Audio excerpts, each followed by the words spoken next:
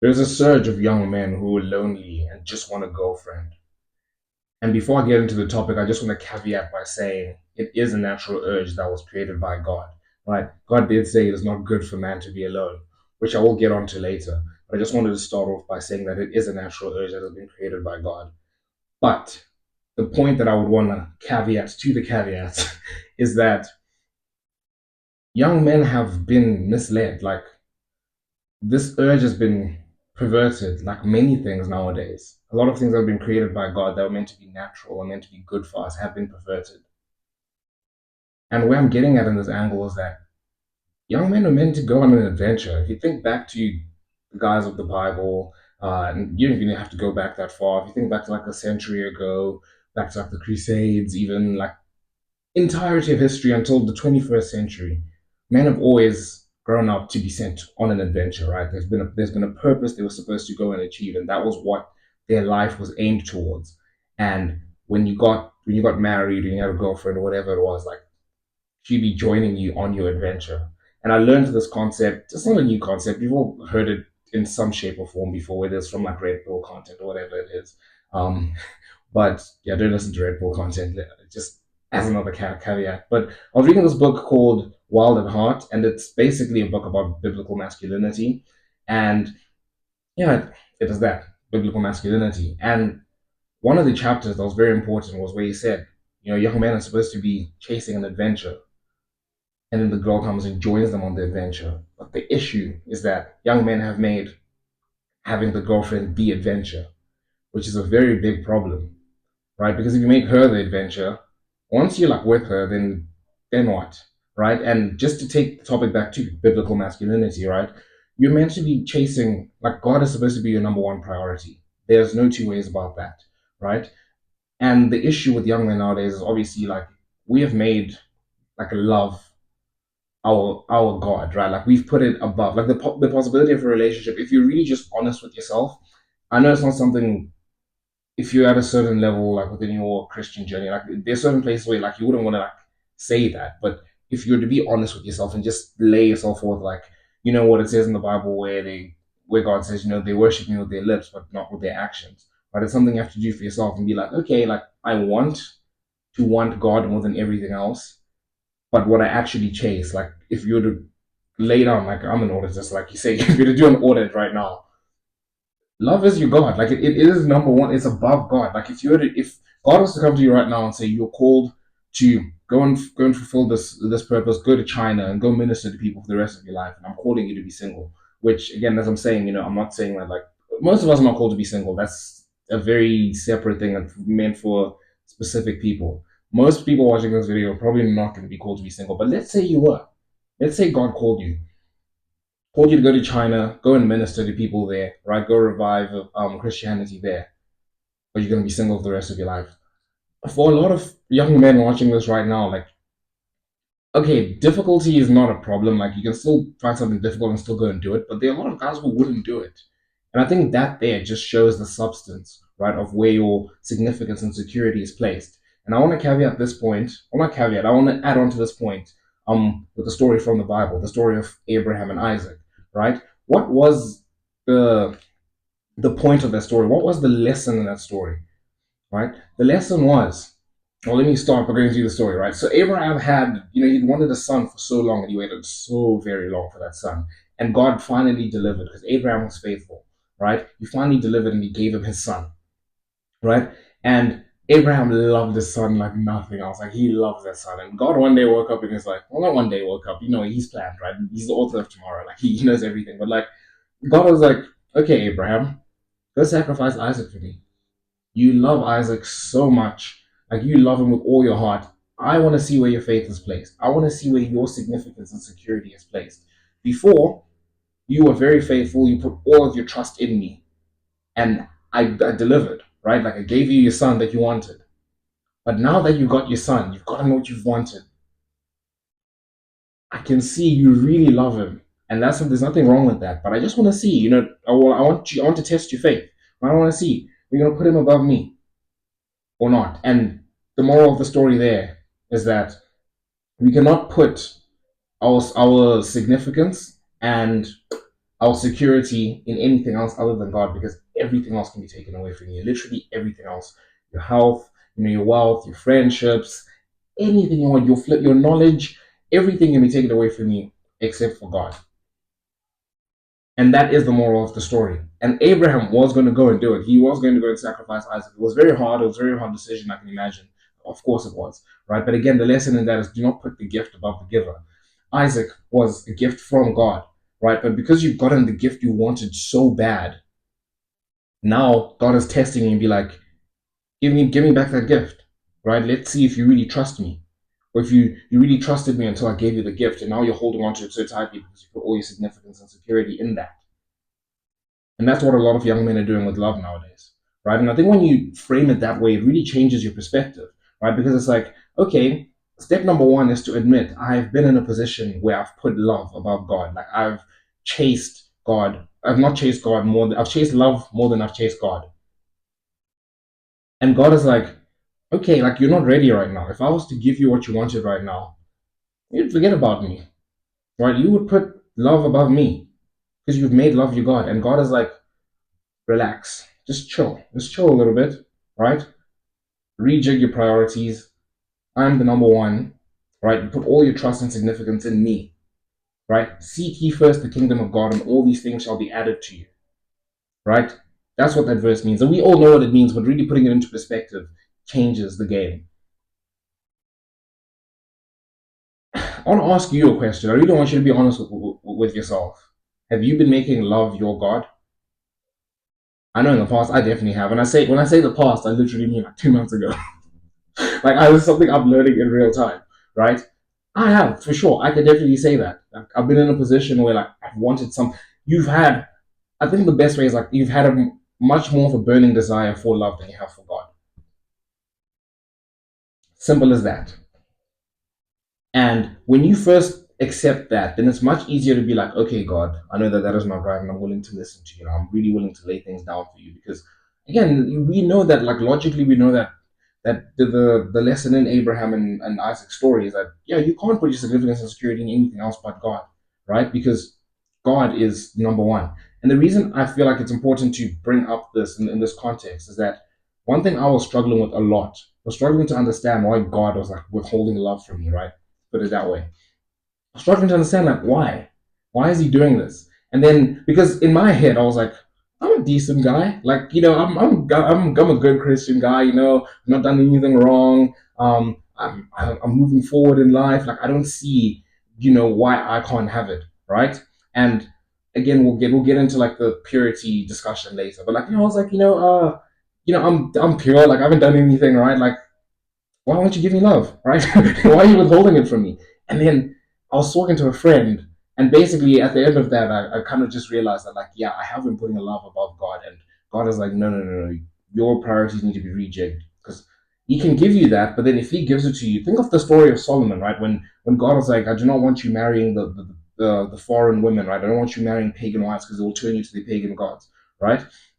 And this is the Solomon story, and all the stories in the Bible really are just insane because Solomon is like the wisest man to ever live, right? Like he asked God for what, like God was like anything, I'll give you anything, and Solomon is like wisdom, and God was so happy with him, and He blessed him so very much, and he still fell away from God because he made other things as God. He put his priorities, his he put his security and significance in other things that were not God, right? And what happened?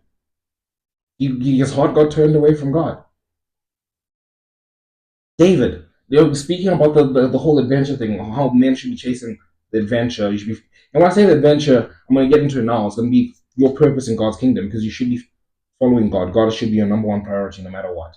And your adventure is linked within God's kingdom, right? It's the adventure that God has given you, your calling, right? But the story of David, right? We know how he failed, like with Bathsheba, right? But what a lot of people don't know, well, I certainly didn't know this until it was pointed out to me recently, was that David, when he saw Bathsheba, bathing on the top of the roof, and then he committed adultery and everything.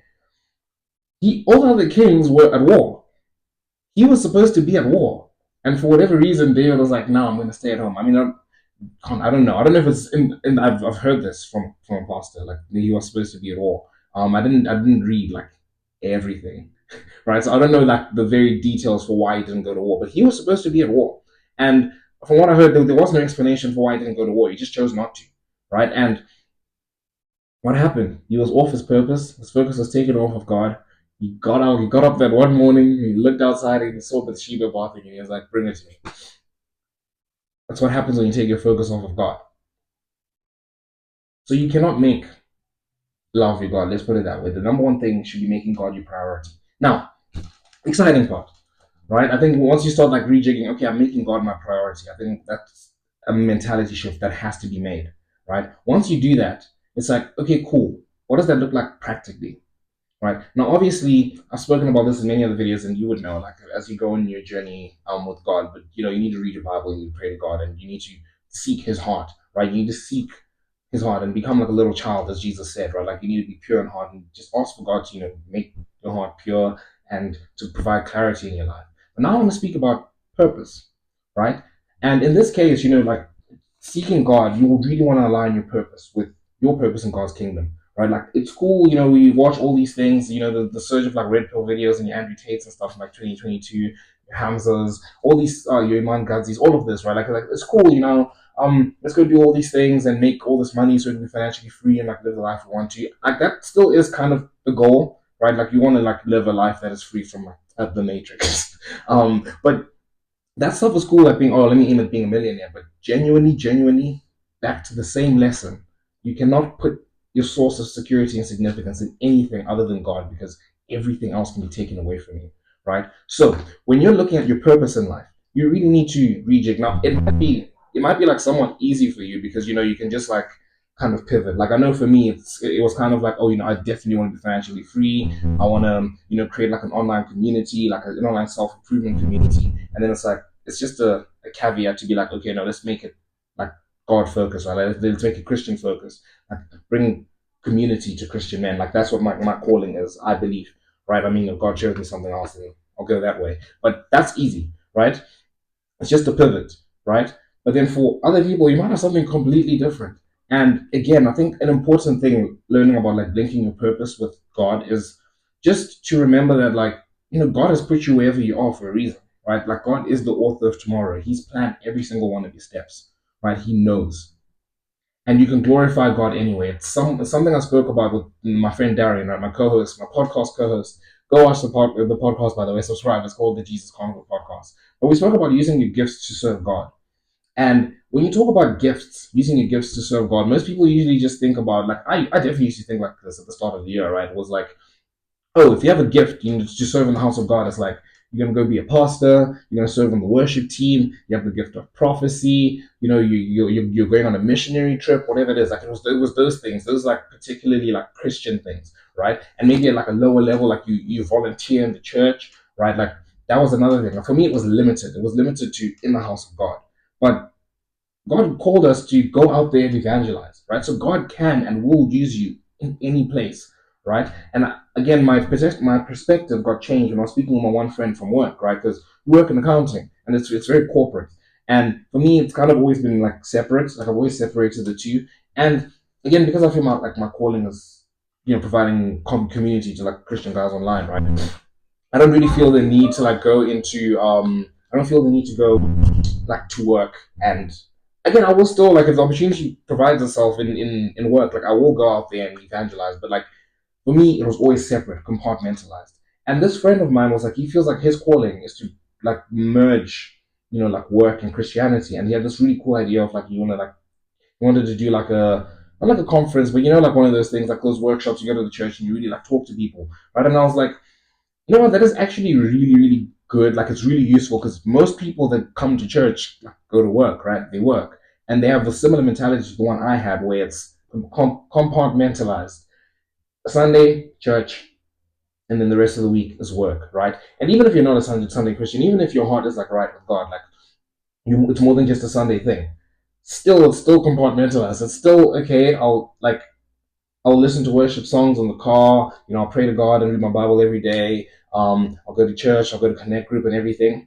But from those hours, Monday to Friday, 9 to 5, I'm at work. I'm in corporate mode. Like, I don't talk about God. If someone asks me, maybe I'll be like, yeah, I'm Christian, but I don't go out talking about God or trying to evangelize or praying for people. And this guy was like, and when he was saying this thing about how he wants to go, like he wanted to go to like do a workshop at church, I was like, that is incredible, actually, because literally, bro, like literally 98% of the, okay, maybe not 98% of the people, because you get like families and stuff, but you get what I mean. Like 90% of, like, let's say the men, right? Like 98% of the men there work in non-Christian industries, right? Like, and it is like that. So it's very important to go out there and preach to people and be like, actually, you should be more open about your faith, right? You never know whose life you could change, all right? And God can use you anyway. Now that I've said that, another thing I want to say that is important in regards to your purpose. That like I said, it can be anywhere. I have this friend like at church. Dude, there's so many cool things, right? That's what I love. Like what I love about being in Joburg is that like there's so many people just doing so many cool things. Like I have a friend who's so I have a friend who's like he's a youth pastor. So that one's pretty cut. It's pretty cut and dry. Like he's a youth pastor. Like that's his thing. And he's serving in the church. But I have another friend who's doing like animation, and he feels like and he loves anime, which I don't like anime, bro. Anime is it seems a weird and borderline, not borderline. Some of them are definitely satanic, but I don't like anime. But he loves anime, right? And they love anime. The people at church, like they love anime, and he feels like his calling is to make like Christian anime. And I'm like, that is so cool. Like the people watching anime, they are Christians who watch anime, and non-Christians as well. I think it's very important to realize that they are non-Christians who are meant to evangelize to you. If you're creating a Christian anime, you're getting people to watch that, right? It's kind of like The Chosen. Like people went into the industry, Hollywood, bro. Like went into Hollywood, into the film industry, and they went and they created this crowdfunded, completely crowdfunded uh, uh flip, I'm using my words, series, right, where they were going through like the story of Jesus, and it brought it to life. It's changed so many lives, so many non-believers watching it, right? But also so many believers were watching it, like we're lukewarm Christians. Like I definitely was one, like lukewarm Christian, trying to build my relationship with God, but like that show really helped me a lot, helped me connect a lot more with Jesus, right? And that's incredible. And they've gone out into the world to do that, right? And that's one way God can use you. I have another friend, right? He's aiming to be a professional footballer, and I thought this was really cool, right? He's aiming to be a professional footballer, and again, it's a similar thing where it's like, oh, you're playing football, like this is how you glorify God, like when you're playing football, like okay, when you celebrate, you're like you point your fingers to God and be like, oh glory to God and stuff and everything, but like it's football. I would have the same mentality of like, oh, I'm a footballer, compartmentalized, like it's separate from God. It's like no, he feels like his calling is to go out there into the football world and evangelize, right? And to go out there and like share his faith, right? And get people to connect more with God. And like again, God can use you in that way as well. So whatever your gift is, right? And we were reading through, I think it was in Peter, probably something in Romans as well. But he was going through the gifts, and one of them was like kindness. It was like, oh, kindness is a gift, and it's like, yeah, God can use that, right? Like your kindness can change someone's life completely, right? Someone can have this completely warped view of Jesus, this view of like Christianity and the church. They've got church hurt and they really don't want anything to do with Jesus. And they encounter you, and you're just kind to them, right? And then they're like, oh, and you told them you're a Christian, and then they're like, oh, actually, let me give this to this Jesus thing another go, right? And you change someone's life just that way. And even if your purpose is just to bring one person to the kingdom of God, that is your purpose in God's kingdom.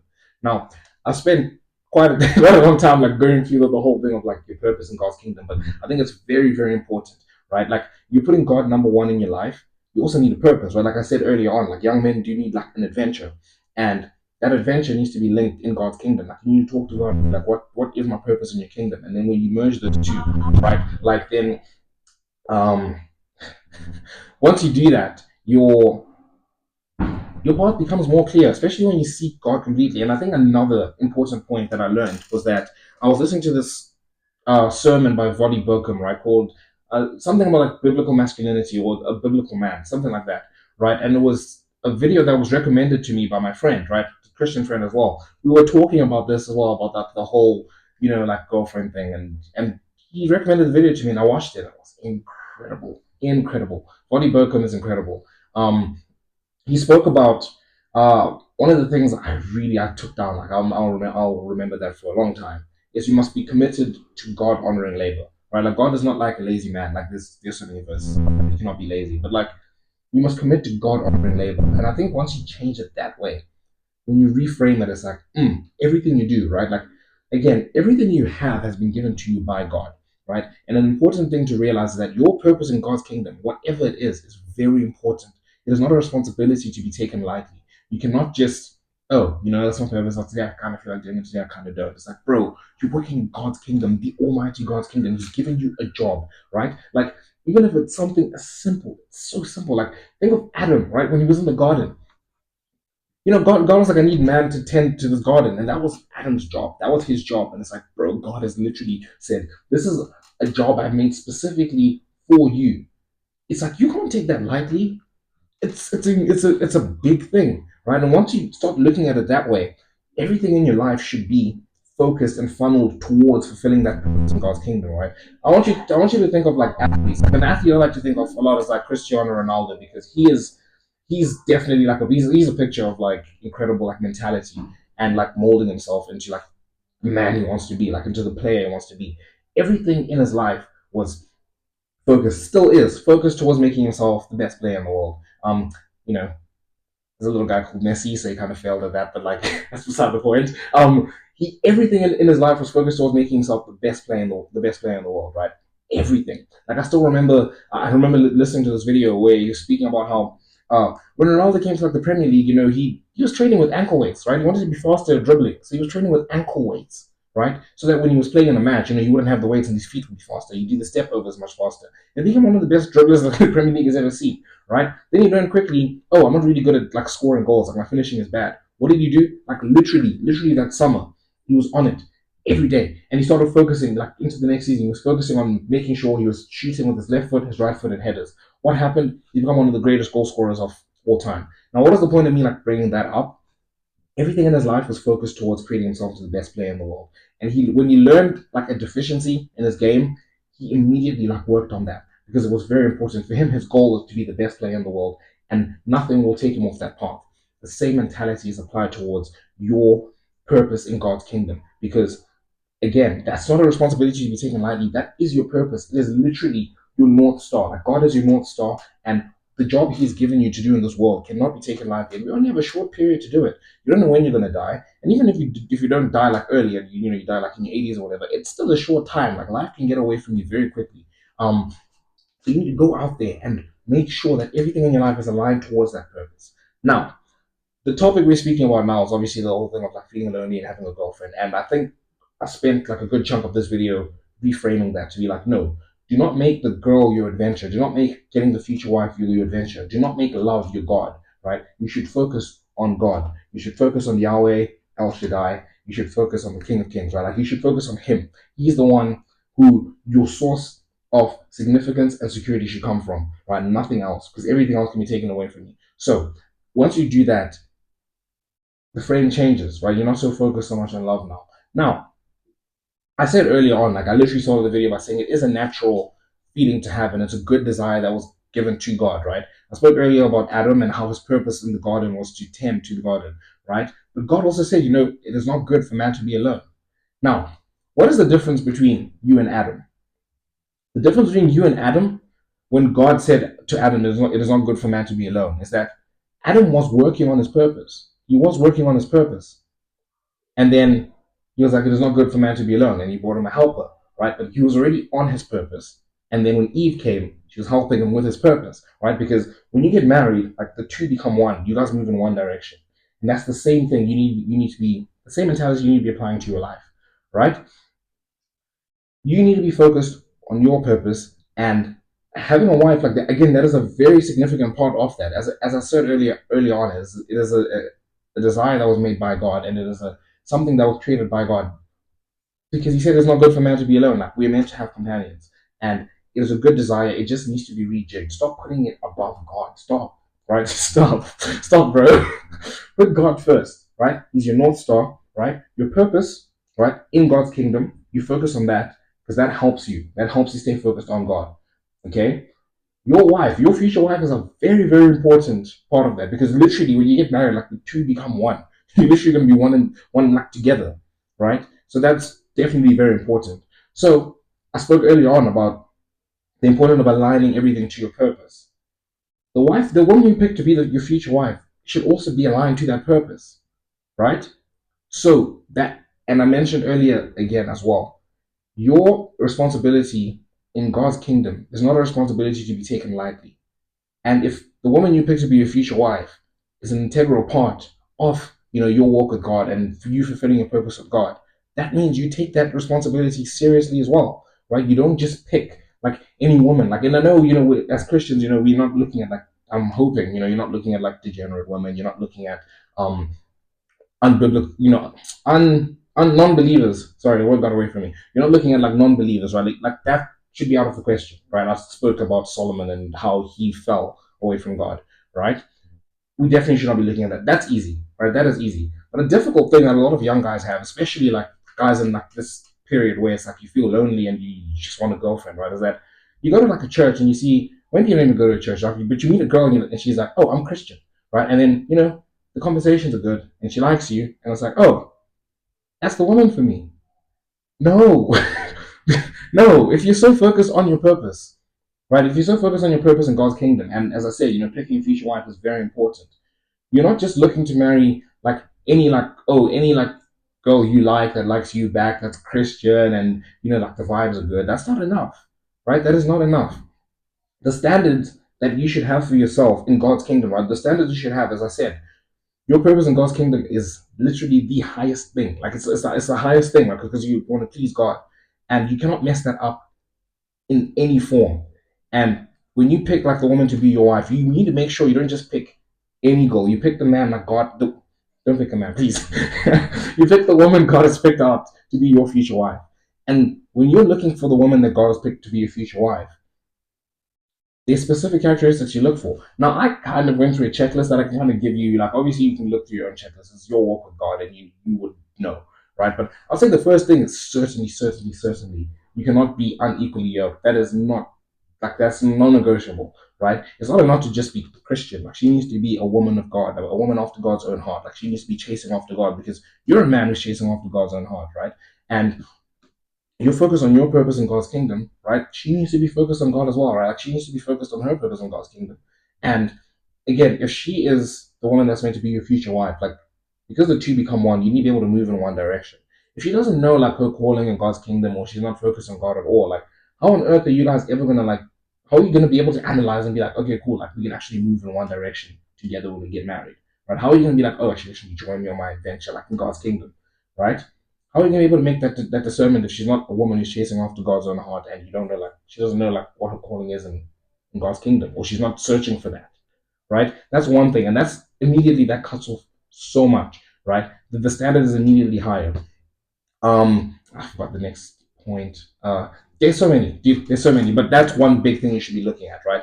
Don't just look for. Oh yeah, the next one I want to think about is that you should be like as on fire for your purpose as you are, right? Because now you're really focused on your purpose. That is your number one thing, right? And if you're going to get married, you're going to move in one direction. She should be just as on fire for your purpose as you are, right? Because, when you get married, you're going to need to move again, as I keep saying, in one direction, right? I'm saying one direction a lot.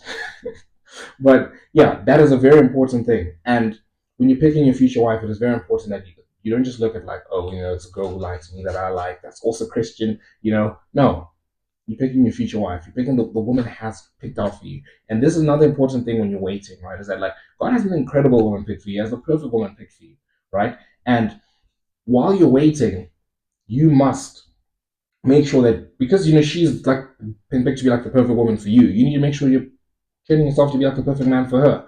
And it's something that Vonnie Burkham also said in his sermon, which is so incredible, right? He said that I am going blank. I forgot. Damn it! I forgot the point I was going to make.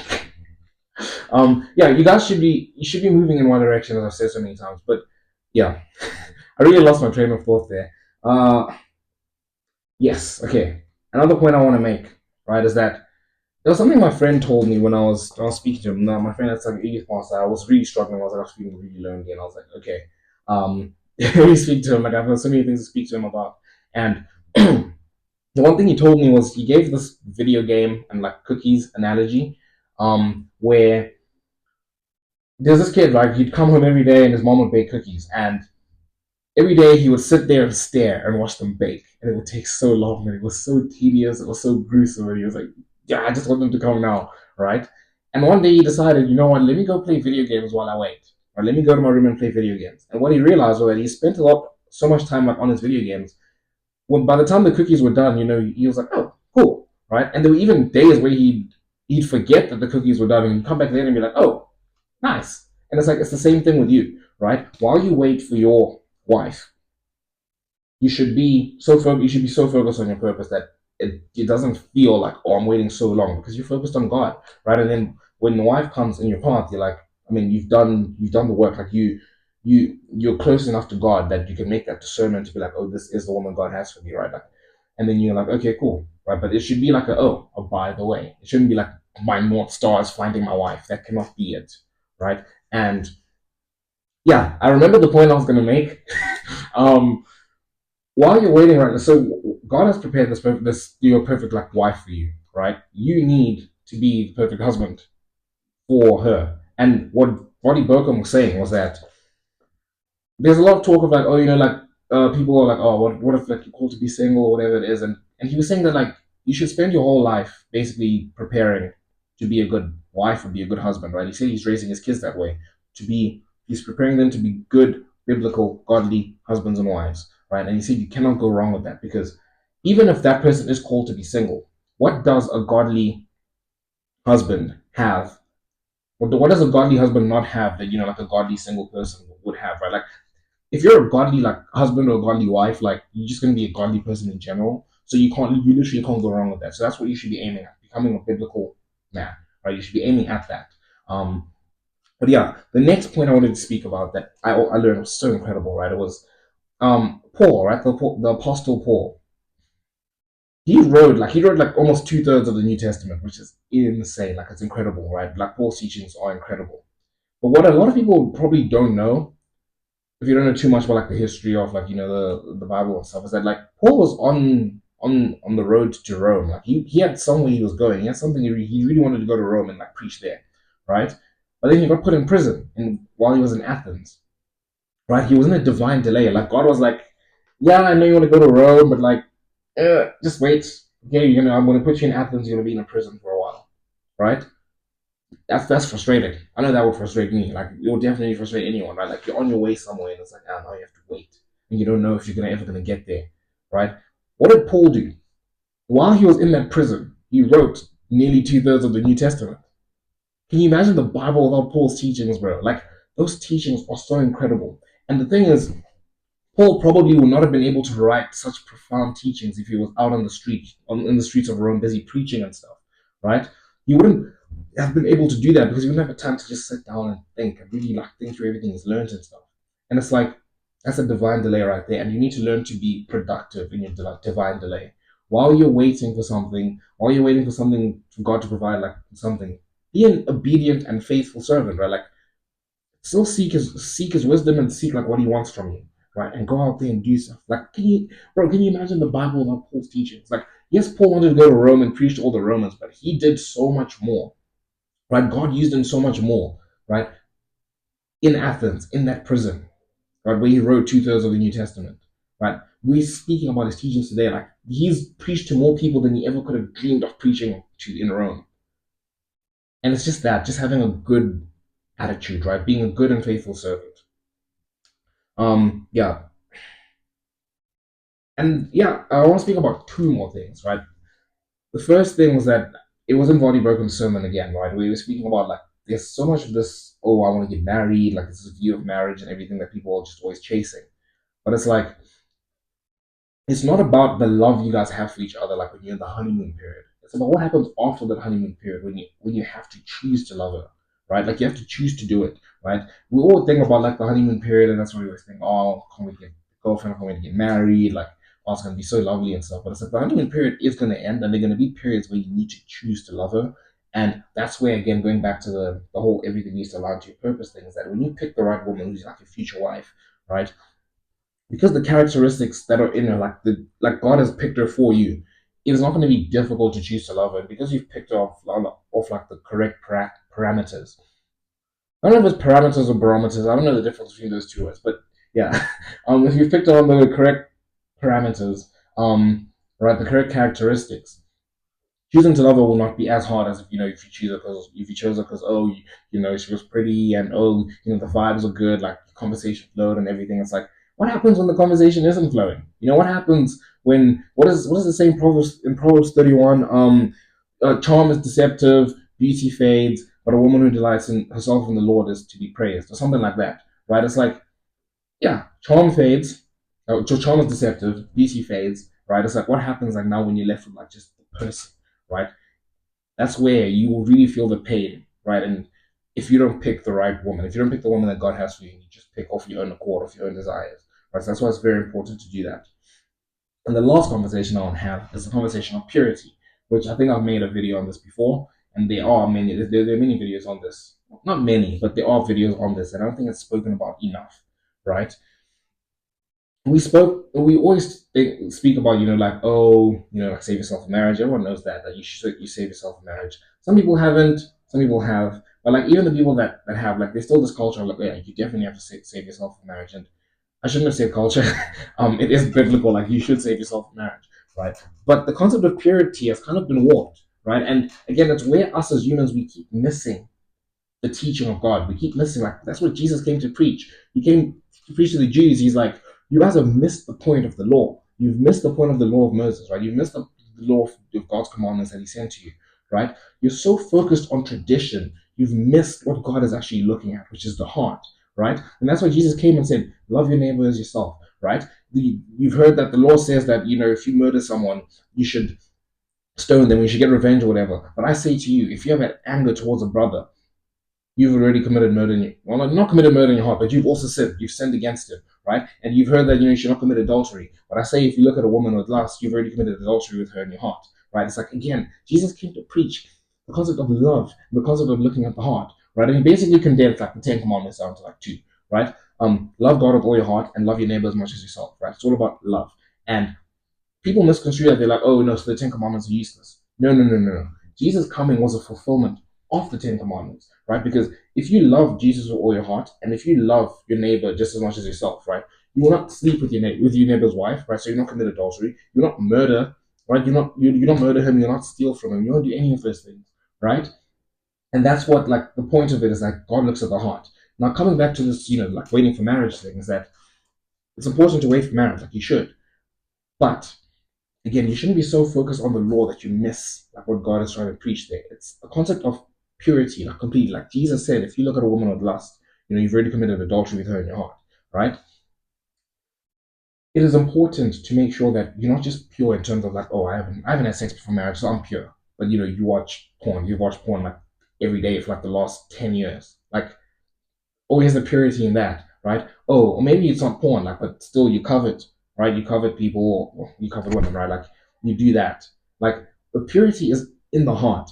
Somebody, let me put it this way, right? Somebody who has, and again, they are like consequences for sin. Like, we do pay for sin. Like, even though, like, Jesus does save us and he cleanses us of everything, there are still like consequences we pay for our sin, like whether it's like mental, um, like mental like guilt or whatever it is. Like, there are consequences for sin. So it's not like you can just go do whatever you want and then come and be like, oh God, yeah, forgive me, I'm ready to change now. And then, like, everything's perfect. Like, there are still payments for the sin that we do. That's why God doesn't want us to sin, right? But to the point I was making, somebody who has lived like a before Christ life, right? We call it a BC life, who's gone there and slept around and everything, and then they've come to Jesus and they've truly given their life to Jesus. They have such sincere faith in Jesus, and they're completely changed, right? They do not definitely don't sleep around anymore. They don't even covet, they don't watch porn, none of it. Like, now that their mind is focused completely on Jesus, right?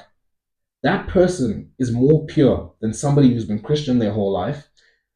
They've never had sex before marriage, right? Maybe they haven't even kissed anyone, but they've been watching porn. Like, the first person is more pure than the second person, right? Because purity is about the heart and the mind, right? And I think that's an important like distinction we need to make. But yeah, I've rambled on a lot in this video, gone through a lot. I'm definitely gonna make this video again at some point because I didn't feel like I articulated myself the way I could have. But I hope you got like something from this video. Because I know it's something a lot of young men are struggling with. But make sure you guys hit subscribe to join the Self Improvement Brotherhood. Let me know what you guys think of the topic. I know everyone has a lot to say on this, so please, like, let us know what you think in the comment section below. Until next time, see you all.